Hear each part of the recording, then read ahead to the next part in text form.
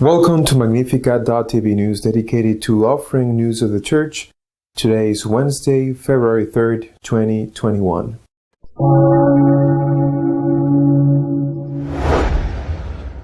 Pope Francis is suffering a painful sciatica. Doctors have recommended him to follow a strict diet besides receiving messages for the pain.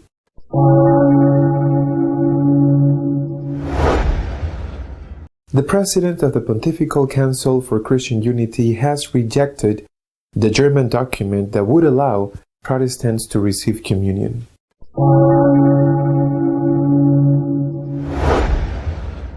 Cardinal Mueller has shown his support to the U.S. bishops with regard to their opposition to Biden's pro-abortion policies.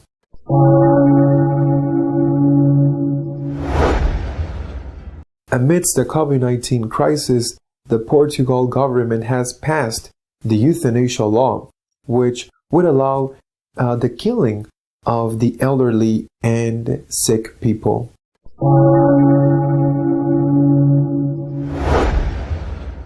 Sciatica continues to make the Pope suffer. Along with receiving physical therapy, the Pope must be put on strict diet.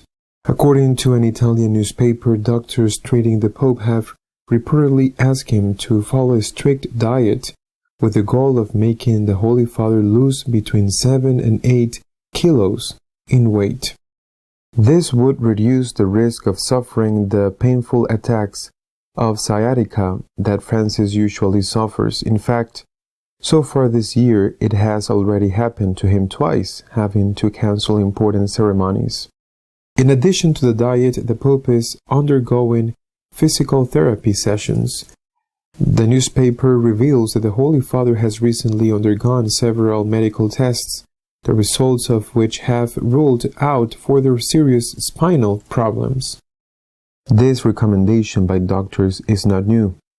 Already in 2015, they recommended the same to him, given the weight gain he suffered since he arrived to the papacy in March 2013. This increase could be blamed on lack of exercise, given that his busy schedule does not allow him to walk.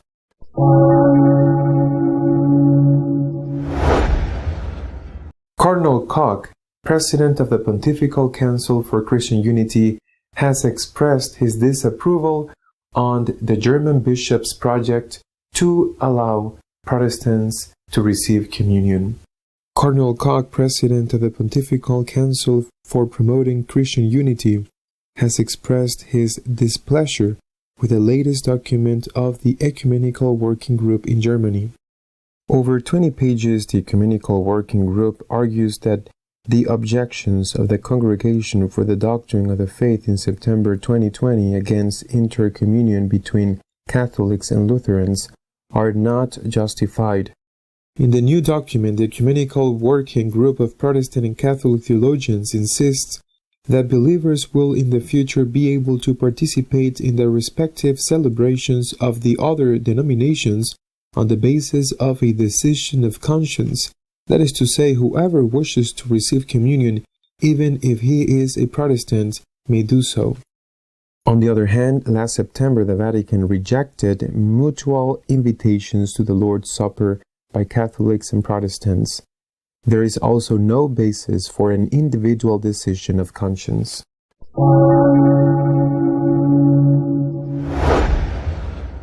Cardinal Mueller, former prefect of the Congregation for the Doctrine of the Faith, has shown his clear support to the American bishops who have been confronting President Biden on the matter of abortion. Cardinal Mueller has been clear in an interview about President Joe Biden. I cannot support a pro-abortion politician because he builds social housing, nor do I have to accept the absolutely bad because of that relatively good. The German cardinal also gives Spain as an example of a country where Catholic institutions can be forced to go against morality if they do not want to disappear. Anyone who downplays a clear commitment to the sacredness of every human life on the basis of political preferences with tactical games and sophistic veils is openly opposed to the Catholic faith, Cardinal Mueller explains. The Prefect Emeritus of the Congregation for the Doctrine of the Faith also warns that the United States, with its concentrated political, media, and economic power, is now at the forefront of the most subtle and brutal campaign for the de-Christianization of Western culture in 100 years.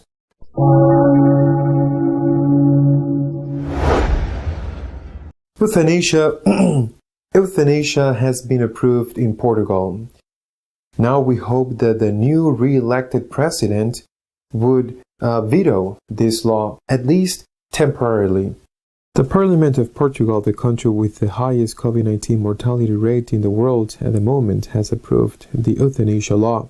The country's two main parties have given their deputies a free vote. The bill received 136 votes in favor, 78 against, and 4 abstentions. The two main political formations, the ruling Socialist Party and the opposition Social Democratic Party, gave their deputies freedom to vote their conscience. Several socialists did not vote yes, and several conservatives supported the law. However, the re-elected president of Portugal, the Catholic Marcelo Rebelo de Sousa, said he was in favor of vetoing the decriminalization of euthanasia. This is what he said 2 years ago, when the decriminalization of euthanasia began to be debated. The Portuguese constitution gives the President of the Republic the power to veto any law. But if Parliament reapproves the veto law, it is up to the Constitutional Court to rule on the legal text.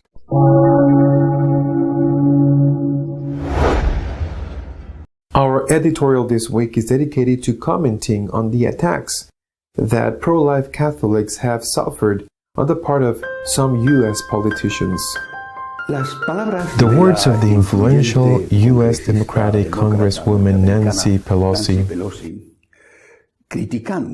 criticizing those who are pro-lifers, especially if they have voted Republican, and saying that they are enemies of democracy, have caused a commotion in the United States. It has been answered by some bishops, not only by bishops, but in fact, this argument that if you are pro-life, you are anti-democracy, not American anti-democrat party, but anti-democratic system. We have been hearing this argument in other countries for a long time and putting up with it. It was Gramsci, the Italian philosopher, who theorized, saying that they could only achieve the dominion of society when they achieved cultural hegemony. It was necessary to conquer, Gramsci said, it was necessary to conquer the media, the world of culture, and also, he said, the judges. Well, of course, that concept of Gramsci, of the left, today is very difficult to define. Because what does that left have to do with what today is called left, and which is populated by millionaires? The French, ironically, call it a long time ago la gauche divine of a Sartre or of a Simone de Beauvoir, that is to say, those new gods whose words and sentences had more effect than what the Church could say or what the Scriptures could say. The Spaniards, much more pragmatic, say that it is the caviar left, because what they want is for them to lack nothing. This new left, if it could be called that way, this new left, populated by multimillionaires living on the exclusive island of Martha's Vineyard in the United States, or in Galapagar in the outskirts of Madrid. This new left is the one that is advocating the so-called New World Order, the Great Reset. They're going to do it all over again. And this new left, and this is where Mrs. Pelosi's words are important and significant, and who perhaps, I do not know, is a baptized pagan. She says she's a Catholic. Well, this new left considers that abortion is not a concession to be given to some woman in an extreme situation, but that abortion is a right. The proclamation of abortion as a right has tremendous consequences because anyone who opposes abortion, I repeat, Mrs. Pelosi's thesis, anyone who opposes abortion is going against a human right. You are a person who is against human rights. She only needed to ask for the anti-terrorist laws to be applied to pro-lifers, because those of us who are pro-lifers would have the same label. We are terrorists. We are going against human rights. And this repeated ad nauseum in their very powerful media. That is what they want with the New World Order, among other things. But it is very meaningful, it is curious and significant that within the Church, those who are more lukewarm in the defense of life and who even justify abortion, at least in some cases, are also, for example, in favor of communion in mortal sin, of the communion of Protestants, of gender ideology, or even of the female priesthood. It is a package of policies or changes that come within the Church and hand in hand in the justification of tolerance of abortion, and that, as well as outside the Church, have the powerful media in their favor. And also the same as outside, because those who dare to dissent are subjected not only to criticism and silence, but even to persecution. There must be only one unique thought, inside and outside the Church, and whoever dares to disagree and to say that this cannot be so, pays the consequences, for example, like Cardinal Pell, among others. But it is that in this attempt to rewrite history, even if it is based on the most obvious and vulgar lies, they are now saying, in an article that appeared last week in the United States, they are saying that the blame for the fact that people are not going to Mass and that there are fewer people in the parishes is due to the conservative priests, especially, they say, to the young priests. They are very worried. They have shouted in the stratosphere because since they do not believe in heaven, they have shouted in the stratosphere, saying that it is horrible that most of the young priests have St. John Paul II as a reference point and not Pope Francis. They are scandalized and have turned a few clerical vestments they have left just for the pictures. They are alarmed, and they say that it is the fault of these young conservative priests that the churches are empty. I repeat, they have no shame in rewriting history, telling as truths what is absolutely and evidently lies.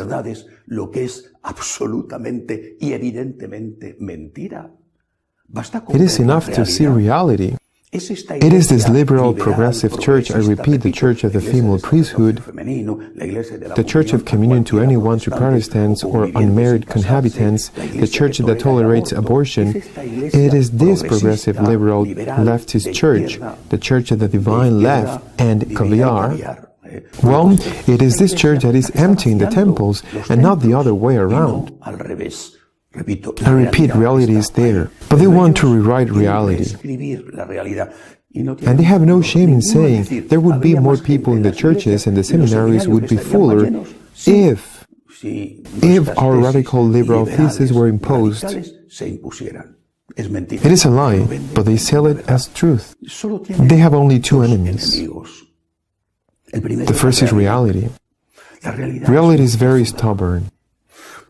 You can say whatever you want, but in the end it imposes itself. Reality always ends up imposing itself. The other enemy, even more powerful, is God.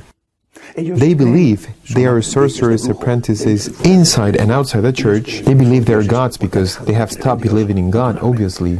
They are divine, they have stopped believing in God. And because they are gods, they think they can do whatever they want, and they can even rewrite history and rewrite human nature, whatever. They are gods. But there is only one God, and God, the only God that exists, is really the Lord of history. He is the one who writes history, and it is in Him that we trust, even though all the criticisms of the world is falling on us. Not only for defending life, but for defending the doctrine of the Church. It was Jesus who said, "Do not be afraid, I have overcome the world." That is our certainty, our hope. Until next week, God willing.